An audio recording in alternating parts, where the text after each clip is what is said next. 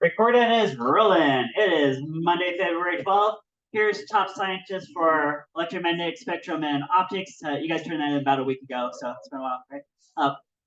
You guys don't have a new quiz yet. I'll get you guys a new quiz in a couple of days that covers both of these topics: thermo and heat transfer, and like states of matter and material properties, which includes things like Archimedes principle, Bernoulli principle, Pascal principle. All right. And we're going to do Kahoots on both those today. So we're going to do two Kahoots. A bunch of you guys are already signed up for the first one. So let's switch over. All right. Oh, yeah. Let you guys go. All right. And there's the pen on the board if you need it. There we go. And start.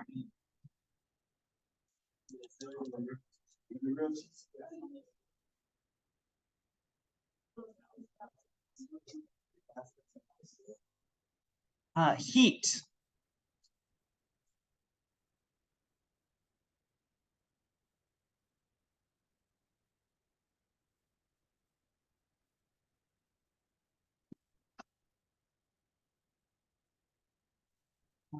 Oh, all right. No, this one I think I mentioned verbally last week. Every time I used the word heat last week, I was trying to use it in this specific context. Here's the physics definition. It's the energy transferred between objects due to a temperature difference. Right? So thermal energy transferred. If you have hot object next to cold object, there's a thermal energy transfer, and that's what heat is defined as. So there you go. Now you know. Zakar, starting at some points. And how could you quantify or measure heat?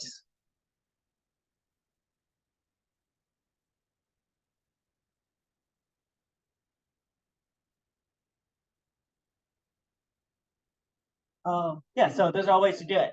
Okay, so you guys know joules, you can quantify energy from last semester. That breaks down into kilogram meter squared per second squared. You guys know that, right? Now calorie, do you guys know what definition of a calorie is? Not to water. Yeah, there you go. That's it. Yeah, so the amount of energy you need to raise 1 gram of water by 1 degree Celsius. That's it. Right. And here on the board, I wrote 1 calorie is about equal to 4.18 joules. So you can do a conversion. Oh, that looks like specific heat capacity of water. Ooh, right. Now 1 kilocalorie is like food calories, nutrition calories. If you look on the box, it says so many calories. It's like in this box of crackers or something. Right. All right. No extra thing. All right. Ooh, more points. None. Specific heat capacity related to the amount of internal energy.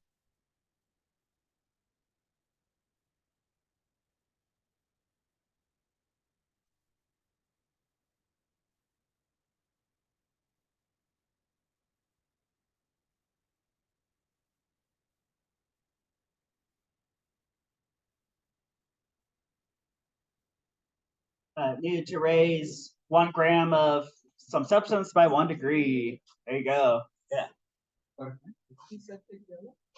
Like water would be 4.18 joules about. Yeah. And water, remember, has a really high heat capacity, specific heat capacity compared to other materials. It's hard to change the temperature of water.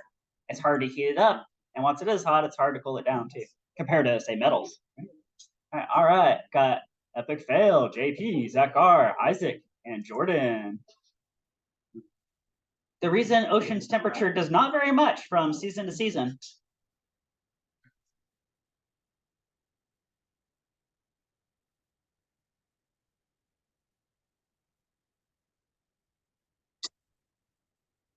Oceans are made of water. There you go. High specific heat capacity. Right. So it takes a long time to heat it up. Takes a long time to cool it down. All right. The largest extremes in temperature usually experienced.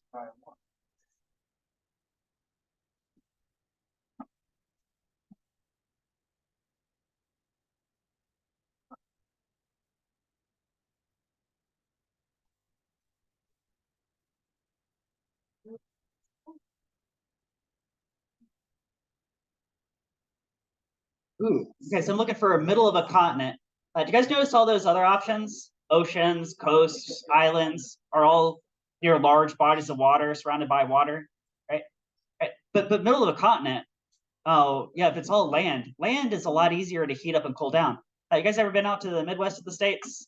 It can drop from day to night. It's crazy temperature swings, and then from summer, they might have like really hot winters and really cold, or sorry, really hot summers and really cold winters. compared to Florida, everything's just kind of temperate all year round and from day to night, right? We don't get crazy temperature swings because we're surrounded on three sides by water. Yeah, Emily, Amora, Josiah, Epic Fail, Jordan, Isaac. During a very cold winter, water pipes sometimes burst. Why?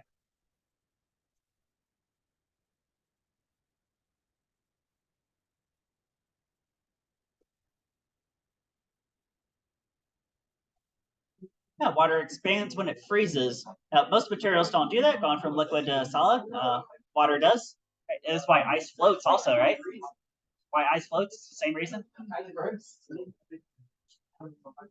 I got JP, Sophia, Amora, Josiah, on fire, Jordan, Isaac. Reason you can hold your fingers beside a candle flame without getting burnt. Notice it doesn't say over the top, but beside.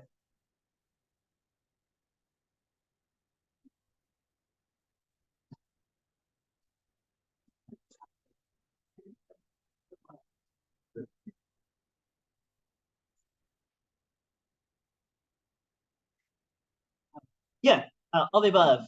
Right. So that candle flame, right, heating up the air around it. Right. Now, if you put your hand beside it, maybe some of the heat radiates towards your hand, but there's not really going to be a lot of convection in that direction because that hot air wants to go straight up, right? So air convects straight upward, right? And then air is also a poor conductor, right? You guys remember Paul Hewitt said that one last week too. Right? Oh, more Josiah, Jordan, Isaac, JP, Sophia, on fire to the top, like that candle. He travels from the sun to earth by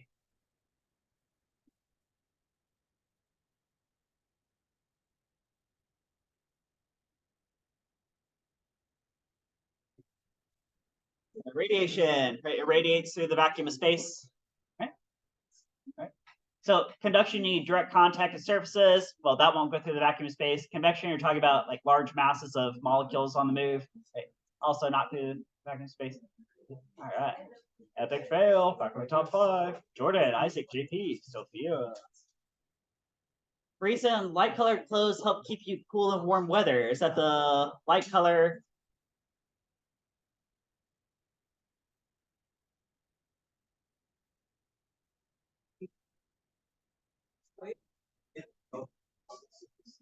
Yeah, reflects that light energy. Okay, so white reflects.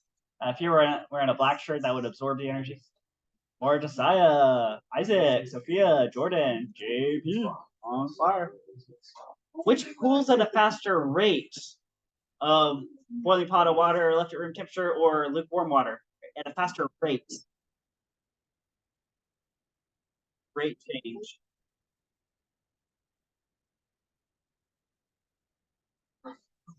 Oh, yeah, look at you guys go. All right.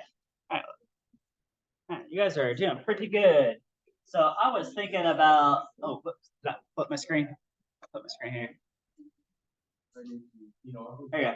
I was thinking about this poster right here. Right? It says that the rate transfer of heat, that's what dq over dt is, right? So rate transfer of thermal energy is directly proportional to the temperature difference, right? Right. So if you're looking at like hot water versus room temperature, and then lukewarm versus room temperature, right? Right.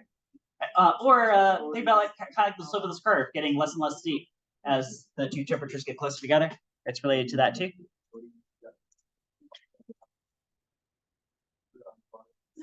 Newton's law of cooling. All right, Jordan, back to the top spot. Oh, Newton's law of cooling. I just showed you guys. Says that the rate of cooling depends on. All right.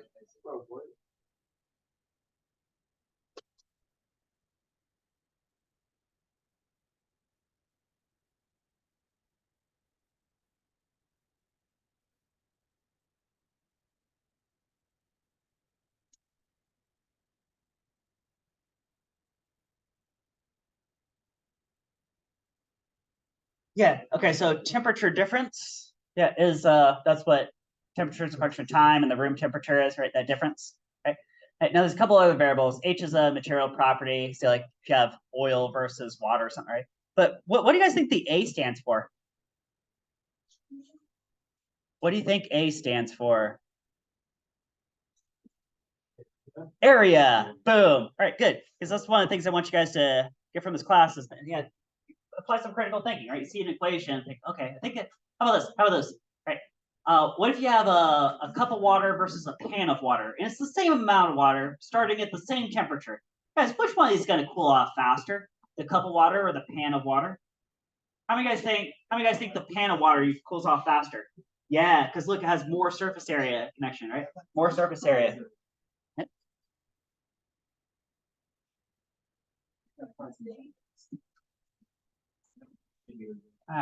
Got Amor Josiah, epic fail. Isaac, JP, Jordan, still on fire. A cup of hot coffee will cool faster if it's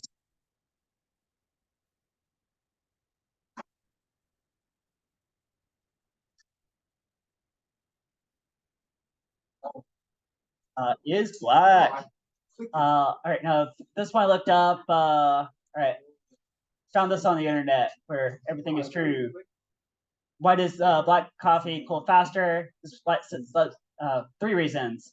Right. They talk about if something's darker, it absorbs energy faster, but it also emits energy faster. I guess like the opposite side of that. Right? Something about the Stefan Boltzmann constant, and also something about viscosity increases evaporation. Okay, so there you go. There's three reasons why. Boom, boom, boom. If you're curious about that. Sound like somebody got points, but maybe not the top five. Planet Earth loses heat primarily by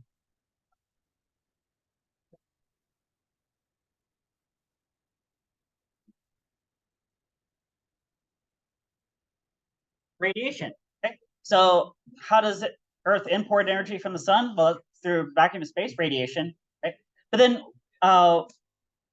if Earth is getting energy from the sun, and also there's geothermal, right? So there's energy that comes from like the core of Earth, right?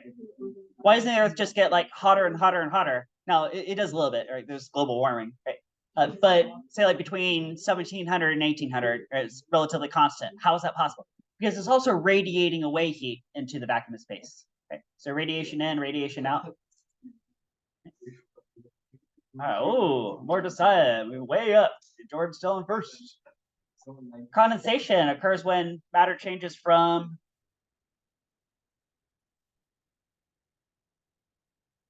condensation. You have a whole glass of tea that builds up all that water condensation on the outside. That's a wet into a wet.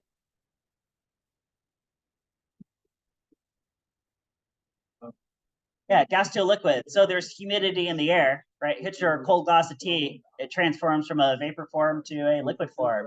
Condensation. So the opposite process of boiling. That's Sophia, epic fail. JP, more Josiah, Jordan. Clouds form when warm air.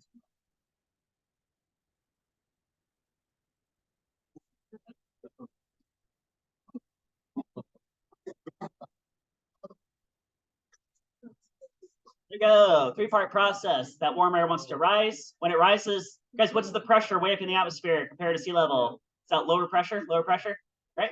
This means it's going to expand. If it expands, it's going to drop temperature. Right? There's an ideal gas law connection there. Yeah. Then undergoes condensation.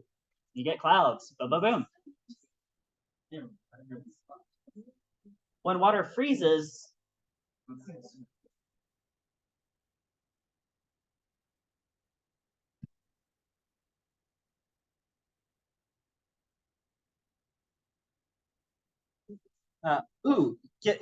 gives off energy. Now, why would that be the answer? Let's take a look at this heat curve. Heat curve. Right. Water freezes. Could that be going from about here to about here? Right. You're like freezing. Right. Hey, isn't that like losing internal heat energy? Right. Heat energy, thermal energy. Right. Right. So if you're losing internal energy, you're giving off. But remember, the first law of thermo says that it's not destroyed. Right? It's just transferred. Hey, transferred to its surroundings. Right.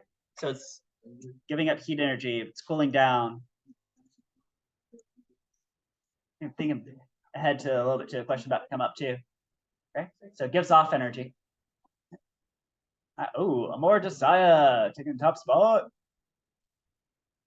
As atmospheric pressure increases, the boiling temperature of a liquid.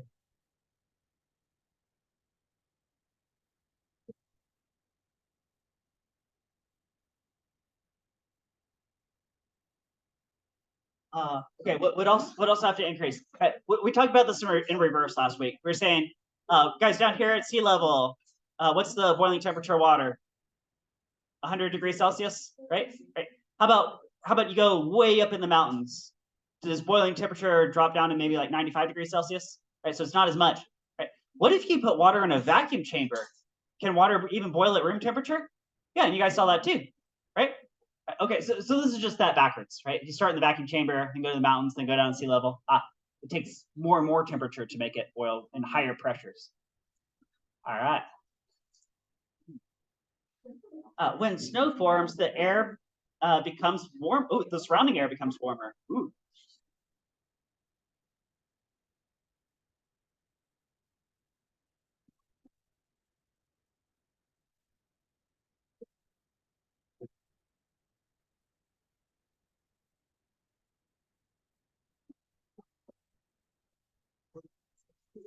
Yeah, there you go. Change from vapor to solid.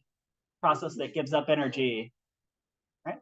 And so the water turning to snow becomes colder. Therefore, the surrounding air becomes warmer. All right. Ooh, JP, top spot.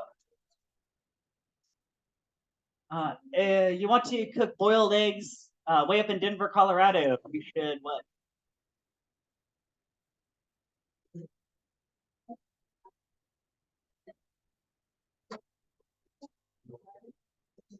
Yeah, you just gotta boil eggs for a longer time. Because guys, up in the mountains, maybe water boils at say 95 degrees Celsius, right? Right. So you're not getting it as hot. You say, oh, maybe we should just use a hotter flame. So you turn up the stove range more. But that doesn't do any good because water's temperature is still stuck at 95 degrees Celsius. It just boils away faster, right? Right. Yeah. So the only solution is just got to boil a longer time. Yeah. So cooking is different in the mountains. Epic fail, Sophia, JP, Jordan, Amora, Josiah. Second, number one. The lowest possible temperature in nature.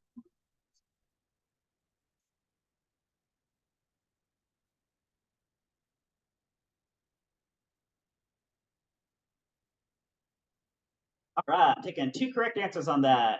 You could say 0 Kelvin, right? Also, if you say negative 273.15 degrees Celsius, that's equivalent there, right? Okay. Right, but 0 degrees Celsius, 0 degrees Fahrenheit, those are just on relative systems, so those can go negative. Right? All right. Right, lowest possible temperature, 0 Kelvin. Go.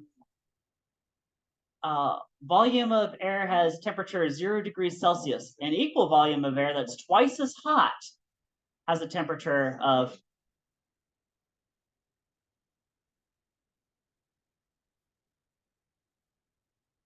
it's twice as hot as 0 degrees Celsius.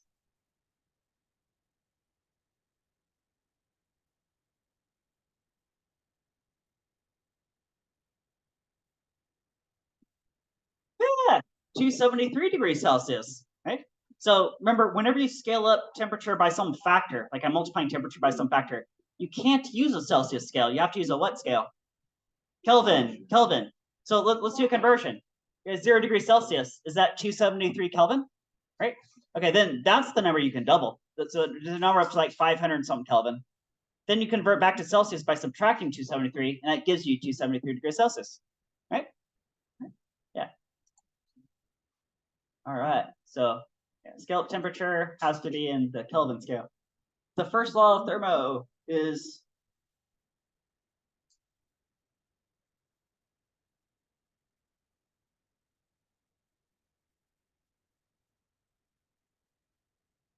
conservation of energy.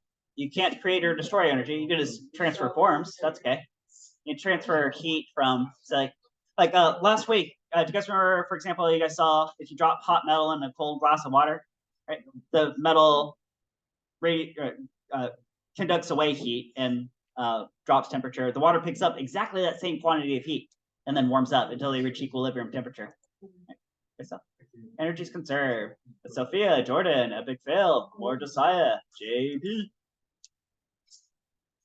Adiabatic processes that involve no mass or heat exchange with surroundings. So think sort of like a closed system.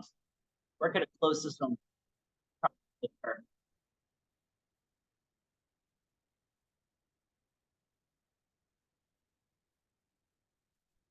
All right, yeah, all those systems, just sort of closed types. There's technically a definition difference between closed system and adiabatic, but yeah, okay, there.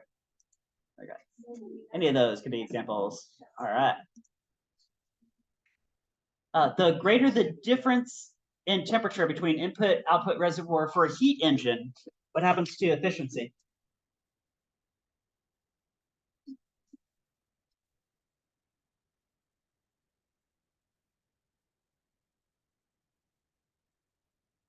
Yeah, the greater the efficiency. Right now, that I want to point out to you guys on this poster time. Right? So suppose you have a hot sink and a cold sink, temperature hot, temperature cold. You guys see that? So there's a temperature difference. Ooh, so I see heat leaving the hot, going towards the cold. Suppose you put an engine in the middle, like this Starling engine. You guys remember Bill Nye broke out one of these a few days back? Right? Right, so this works on a temperature differential. It needs a temperature difference. Right? The greater the temperature difference, the more efficiently this will spin. Right? Guys, for example, what if there was no temperature difference? Like right now, I bet this is about 300 Kelvin versus 300 Kelvin. There'd be zero difference. Is this going to spin at all? No, because you don't even see it spinning. Because it's not. Right? Right, so here's two different perspectives on efficiency. You could have what is the mechanical work compared to the input energy? You could do it that way for efficiency. Right? And then this is Carnot ideal efficiency, which says, well, take the ratio of the temperatures, which have to be in Kelvin, Kelvin versus Kelvin, right? And then do 1 minus that. Right, okay? Right. So for example, if it's 300 Kelvin versus 300 Kelvin, say, okay, that's a 1-to-1 ratio, 1 minus 1 is 0, that'd be 0 efficiency. Right? Well, if you have 50 Kelvin versus 500 Kelvin, ooh, so that'd be like 50 over 500, that's like 0.1. 1 minus 0.1 is like 0.9, that'd be 90% efficient. It could achieve up to 9% efficiency, right? 90% efficiency. All right, back over here. Who got them points? Ooh, got Epic Fail and JP getting those points. Right, two identical blocks of iron, same mass, one at 10 degrees Celsius, one at 20 degrees Celsius, put in contact. Suppose the cooler one cools down to 5 degrees Celsius and the warmer one warms up even more, 25 degrees Celsius. Now that's never going to happen because that would be a violation of what?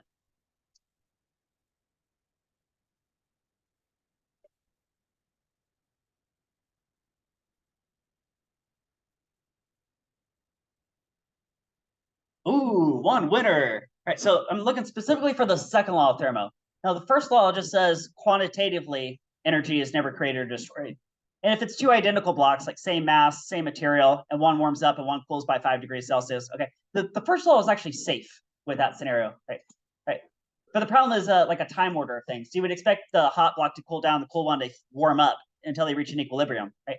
And that's what the second law of Thermo says. It says there's a certain time order. You expect them to want to reach equilibrium, not to get further apart in temperature. Okay. Okay. So the example I gave you, if you ran the numbers, would actually show a decrease in entropy, which would be a violation of the second law of Thermo. Okay. All right. Who got that one? Ooh, epic fail. 10 points. Running a refrigerator with its drawer open in a hot room makes the room wet. We're running a fridge in a room all day. Room is getting what and what? Warmer and warmer. Right. Right. So here, let's go through the story again. Yeah, if you are in a closed room, you're taking a bunch of say like lukewarm air, you're running it through a fridge process, and somehow getting some air colder. Now, don't forget the air that has to heat up too, because conservation of energy. Right. So now you got colder and warmer. Right. Now that process will never happen spontaneously, but you can force it to happen with a refrigerator by like pressurizing gases and stuff. Right. There's a whole refrigeration process. Right. Right. Now, if it happens spontaneously and you mix the gases, the cold out the front and the warm out the back, then it would be a wash and the temperature of the room wouldn't change. But because this is an energy intensive process, right, it takes an effort to what would otherwise be violating the second law of Thermo, right? Now, refrigerators don't violate the second law of Thermo, right? because you have them plugged into the wall, and there's this whole process. Right? Anyway, the warm from the warm kind of beats the cold from the cold. You mix it all back together, and overall, the room is heating up. Okay, that is going to be a final exam question right there. Yeah, it's getting there early. Got Sophia, Jordan, Epic Fail, Amora Josiah, and JP. And for the win, the ideal efficiency for a heat engine operating between 2050 Kelvin and 310 Kelvin. Ooh. Help you guys out. You guys remember here, that poster over there on the wall says, take the ratio of those temperatures in Kelvin, do 1 minus that. So in your calculator, do 1 minus 310 over 2050. Can you guys do that in your calculator? 1 minus, then in parentheses, 310 on 2050. And I bet your calculator says something about 0.85. 0.85, is that what you guys getting? Right? Okay. So 1 minus 310 on 2050 is like 0.85. That's about 85% efficient. Right? That's Carnot ideal efficiency. Right? Like the maximum efficiency possible. Right, with the bronze, Epic Fail. With the silver, more Josiah. And the gold, JP. Runners up. Isaiah. All right. Let's start another one of these codes. All right, we're back recording. Here's the pin on the board.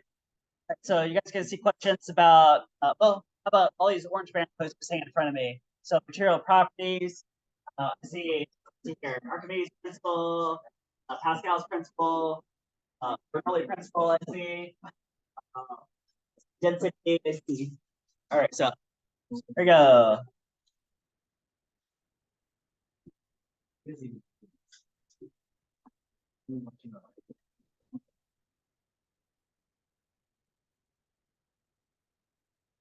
Density defined as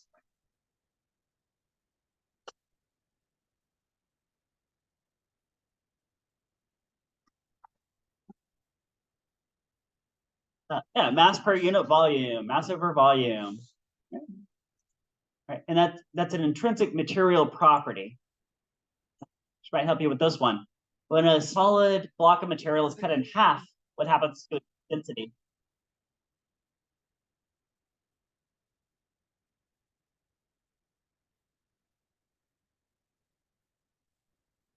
Yeah, unchanged, right? If it's like half the mass and half the volume, right? Yeah, remember, if density is an intrinsic property, it doesn't matter how much you have, it's the same density. I got my homies, JP, Amora Josiah, Jordan, epic success. Less force required to poke through an eggshell from.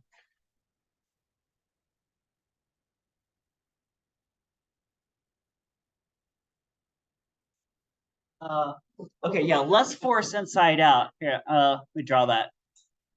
Right, so got like an egg, right? Now the physics is that say arches are really strong in a convex sense, but not as strong in a concave sense, right? So if you try to poke it from the outside, right, it's really hard. Right?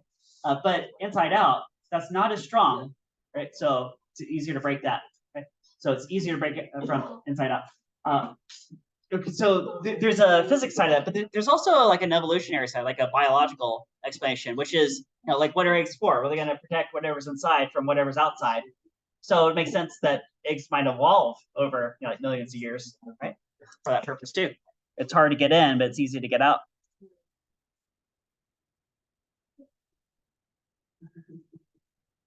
I've got my homies, JP, Amora Josiah, epic success, Jordan. All right. Which geometrical shape has the least surface area for some given volume? I give you a lump of clay, say minimize the surface area. You're gonna make a what?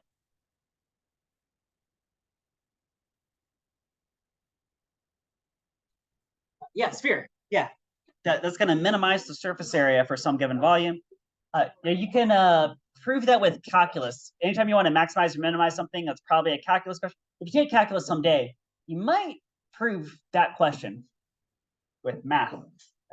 Loga, the top 5. Jordan still on fire and first. if all dimensions of a house were to double, its floor area would go up by a factor of.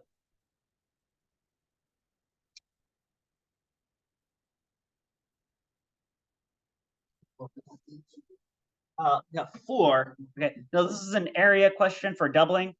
Sure. Oh no, this is what we talked about a long time ago. It's like scaling questions, right? So my picture doesn't exactly match this question, but the idea is right. Like if you start with something small and you scale it up by some factor, right? Now I'm showing a factor of 3, and then 1, 2, and 3 dimensional scenarios, right? Now they said we're going to scale up by a factor of 2, so twice as wide, twice as deep, twice as high.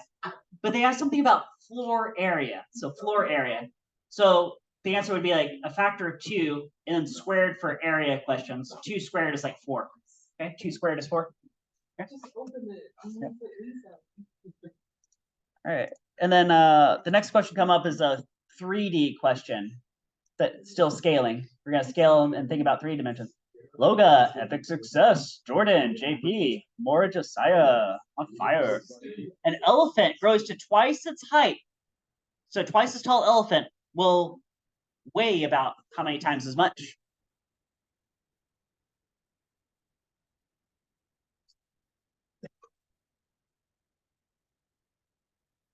Ooh, all right. So look, it would have about 8 times the weight, as long as it was proportionally the same. Here, show you guys why. Right. So how about a block? What if a block is like twice as wide, twice as deep, and twice as high? Would be 2 times 2 times 2. Guys, what's 2 times 2 times 2? 8. Right, which is the answer, right? So it's a 3-dimensional concept. Now just throw in a factor of 2. So factor of 2 in all 3 dimensions. 2 to the power of 3. 2 times 2 times 2. It'll be 8. It'll be 8 times the volume, right? Well, I know mass occupies volume, so it'll be 8 times the mass. Weight's proportional to mass, right? And then what if it's not a cube? What if it's an elephant, which is just a weird shape? Well, it's still a 3-dimensional object. Yeah, so it'll be 8 times the weight. Okay. If you see 2 elephants, one elephant's twice as tall as the other, about the same shape. I bet that tall elephant weighs about 8 times the little elephant.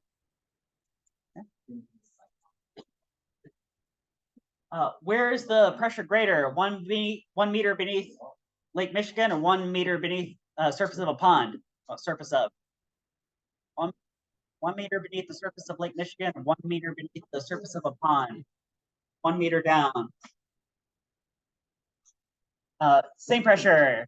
So it doesn't matter how big the body of water is, as long as you're 1 meter down, it's the same regardless, right? The equation is density of water times gravity field times depth. Oh, rho GH can tell you what the pressure is. All right, JP back in the top spot. Water pressure on a submerged object is greatest against which surface?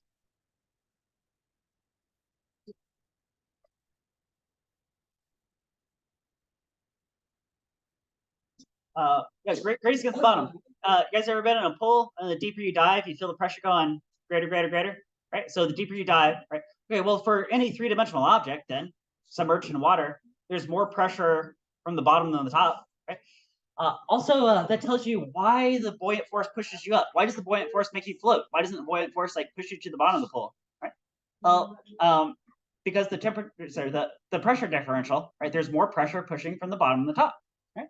So the magnitude of that buoyant force is the weight of displaced fluid, right? But the direction is upward for that reason right there. Archimedes' principle says that an object is buoyed up by a force equal to the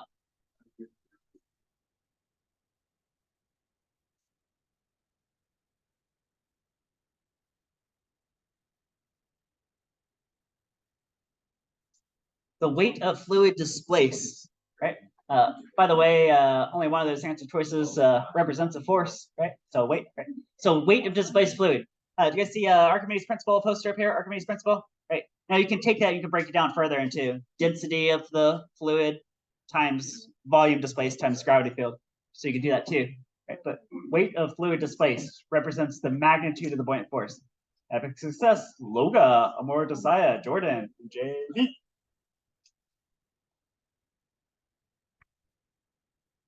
2 equal-sized buckets filled with water. One has a piece of wood floating in it.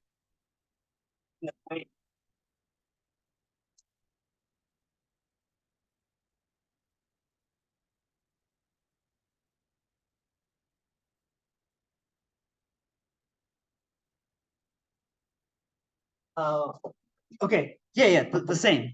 All right. Here, I do want to draw that one out. Let's draw that out. So I got 2 buckets filled to the brim with water and have these on scales. So I'm getting their weight. Scale, scale, right? So they're reading the exact same weight on both of these scales, right? Then I'm going to take a block of wood, right? Drop a block of wood in here, right? Now some of the water is going to spill out over the edge, right? So that's a little bit less water, right? Because I just displaced some water. I'm going to hatch it in. There's the displaced water, right? Also, the wood pokes out the top, right? So overall, if you include the wood, maybe the volume of the one on the right is a little bit bigger, right? But what about the weight reading on these scales, right? Well, this wood displaced some water that spilled out over the top, right? And the weight of water displaced exactly equals the weight of the wood block, the entire wood block, right? That's what buoyant force represents, right? So if I do a free body diagram, weight of the wood, buoyant force are the same magnitude, right? Yeah, so those scales on the bottom are also reading the same total weight. Same. Oh yeah, same. All right, more Josiah, Jordan, JP, all getting some points. When a boat sails from freshwater to saltwater, the boat will float.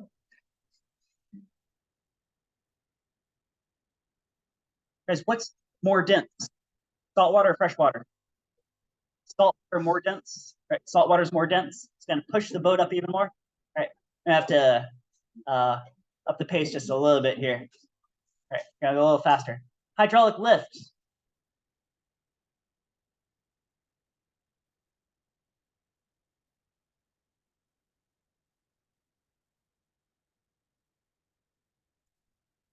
Yeah, all those. All right, so liquids transmit pressure undiminished is Pascal's principle. And then if you have different size pistons, right, a large force acting on a large area is equivalent to a small force acting on a small area, same pressure. All right. Which side of a hydraulic lift is the input force supplied?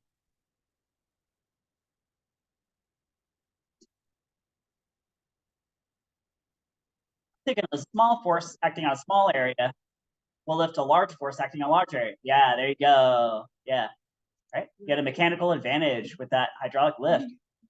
Loga, my homies is back. Amor Josiah, Jordan, JP.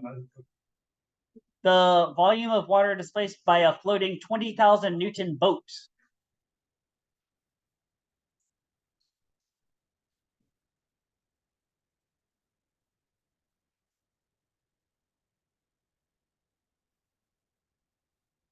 So Archimedes' principle, the buoyant force equivalent to the weight of displaced fluid. There you go. The volume of 20,000 newtons worth of water. Ah, there you go. I guess it could be the volume of the boat if it was a submarine, but other than that. How high can water theoretically be lifted by a vacuum pump? Sea level. Oh, guys, what's the longest straw you can use on Earth? It's the same question. You guys remember last semester? The longest straw you could possibly use would be 10.3 meters, right? We're in an atmosphere equivalent amount of pressure as if we're sitting at the bottom of a 10-meter deep pool, right? Compared to the vacuum of space, right? Yeah. So a straw works on a pressure differential, right? You can only pump up that high before pressure runs out. Squeeze a balloon to half of its original size. What happens to the pressure?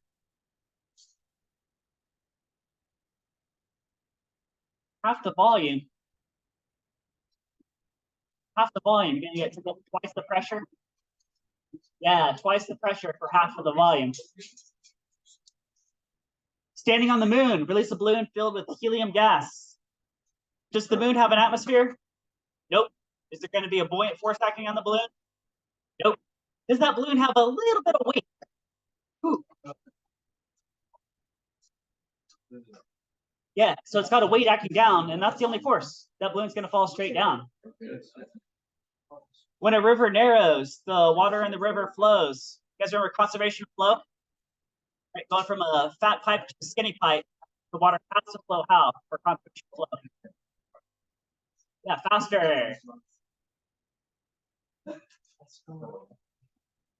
On a windy day, atmospheric pressure. You guys remember a blue stream of air over a piece of paper? And what did that do?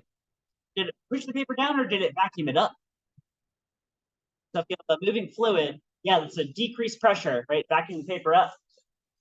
All right, how are we doing here? We got my homies, Epic Success, Amora Josiah, Jordan, JP, on fire, all going for the win, for the win, for the win.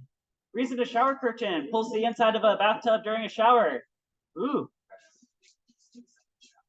Sound like Bernoulli principle.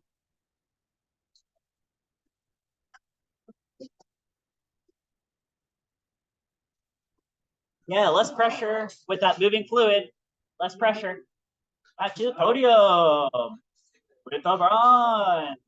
Epic Success with the silver. Jordan. And the gold.